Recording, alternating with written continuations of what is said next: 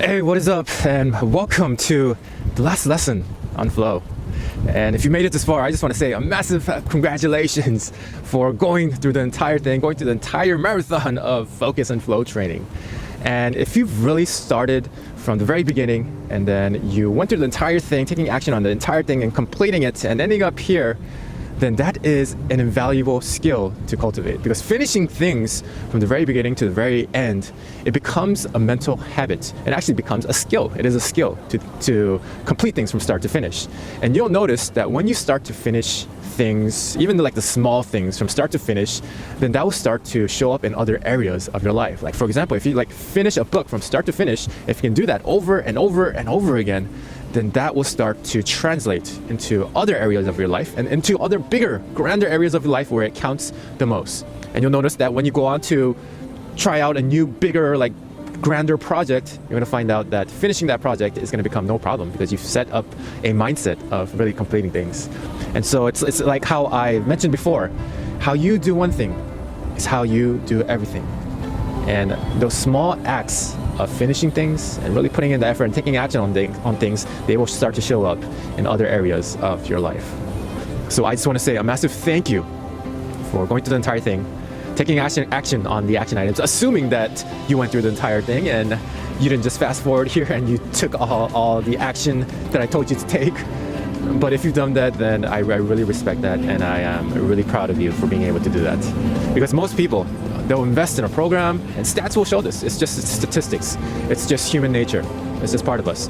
But stats will show that people who invest in a program like this, they won't even go through it. They will have it sit under so-called bookshelf, right? And they won't even go through it, and even less percentage of people will even take action on everything they've learned. So I really want you to not just learn this stuff, but actually use the stuff and really impact your life in a big way. Because this course was not just a flow course. It had some stealthy elements to it. It was a personal development course. It was disguised as a flow course. Because what we've learned about, I've taught you everything I know there is about flow, but we've also covered many other aspects of life that really helps us to improve as a person, improve in life. We've covered health through ketosis, and I said ketosis brings us a lot of mental energy, but it's also very healthy for us. And we've covered setting up routines in our lives, taking advantage of those momentums. We've talked about mindset and psychology and influencing our subconscious mind and getting rid of the bad habits that we used to have. And we also implemented some of the mindfulness stuff, such as getting yourself in the present moment and being meditative, not worrying about the past, not being anxious about the future, but being here in the deep now.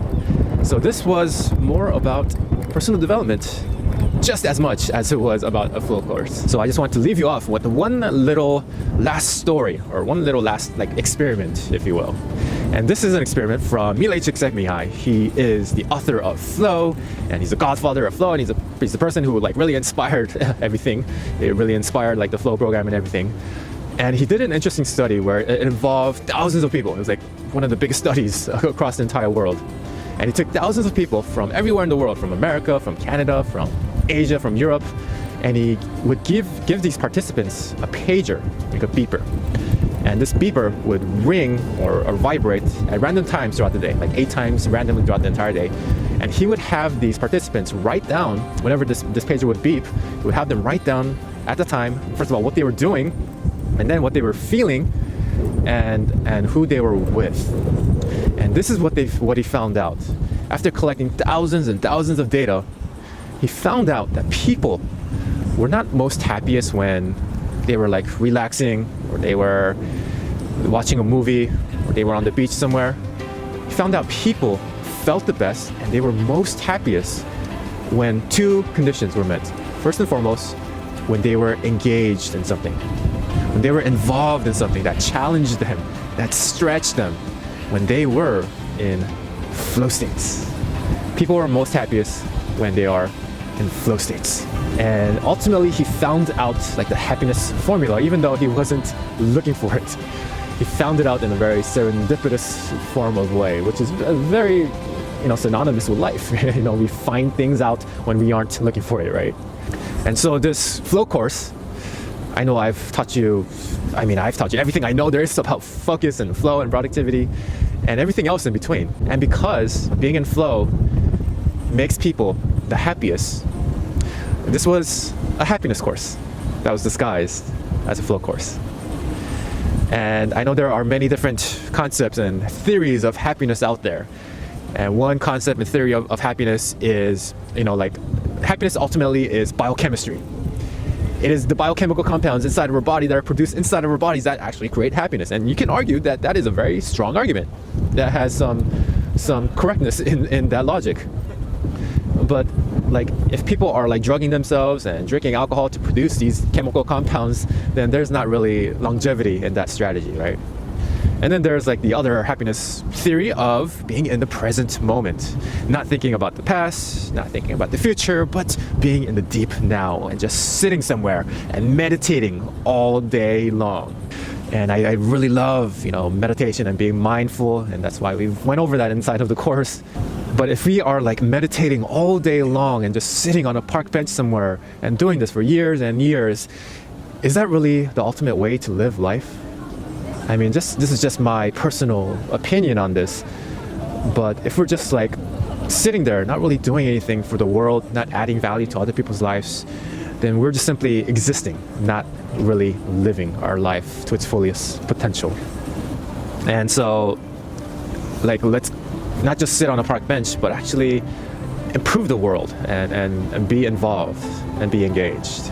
And there's the other, the one happiness theory that we're all familiar with, that we've been influenced by media and the mainstream, which is happiness is all about making money and being rich and being famous, and it's all about success.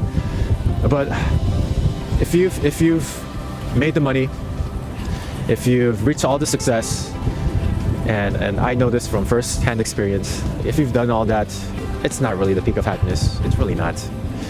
You can make all the money in the world and you can still feel really bad and really depressed and really lonely. In the past, I made all the money. I went out partying all day. I've been on the beaches. And you know what happened? The opposite of happiness happened. I got more depressed, mostly because of the alcohol that I was drinking, and it created bad biochemistry in my body. But I got more depressed and it wasn't fun. You can only sit on the beach and drink pina coladas for so long until it becomes really, really boring. So that is not the peak of happiness. Money and wealth and success, that is not the peak of happiness. And of course, you should absolutely make money. You need it for sure. You need it to survive, and you should make a lot of it, definitely. Go out there and fill your life with wealth and abundance. But that may not be the best in terms of peak happiness. And there's a study from Jonathan Haidt. He's the author of Happiness Hypothesis. And it shows that after a certain amount of income, people's happiness levels, they start to plateau, or they start to get very diminished. After the income of $70,000 or $80,000 a year, people's happiness levels really tops off. And making additional income after that really brings no more happiness. And so I like to compare money with oxygen. Oxygen, we really need it, right? We need it to survive. We need it to breathe as Homo sapiens and humans. And it's kind of money is kind of like oxygen, because we absolutely need it for sure to survive. We need money. But does having more oxygen really make you more happy? It's kind of like the same thing with money. Does having more money really make you more happy? And I really truly believe this from my heart of hearts, that peak happiness is being engaged, is being mentally engaged or even physically engaged, and being involved in something, being challenged, being stretched, and being in flow and focus. So this ultimately was like a gift in happiness, and not just in flow and focus. So I just have two more last missions for you, and they're very, very simple. First and foremost, the first mission is to do something every single day, to become a creator every single day, to become engaged, and to put yourself into flow state every single day. Because if you do this every single day, our life is comprised of days.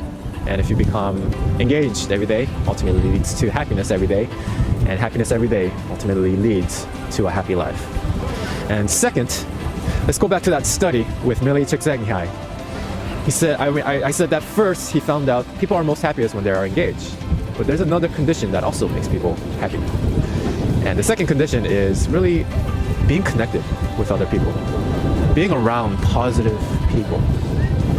And so my second mission for you is to surround yourself with people who bring the best out of you, who really lift you up and encourage you and help you become the best version of yourself. Surround yourself with those people. And when you combine those two, when you combine being actively engaged and doing it with the people who you love, then that is like the ultimate happiness formula. And I really want you to be engaged, but not also be engaged just for yourself, but do something for the greater good. Really impact the world in a positive way and really add value to other people. That is my last mission for you. And so I really do truly wish you a lifetime of flow, a lifetime of engagement, a lifetime of passion, which leads to a lifetime of happiness. So please, live fully, live truly, and most definitely, live beautifully, my friend. But one last time, David, out.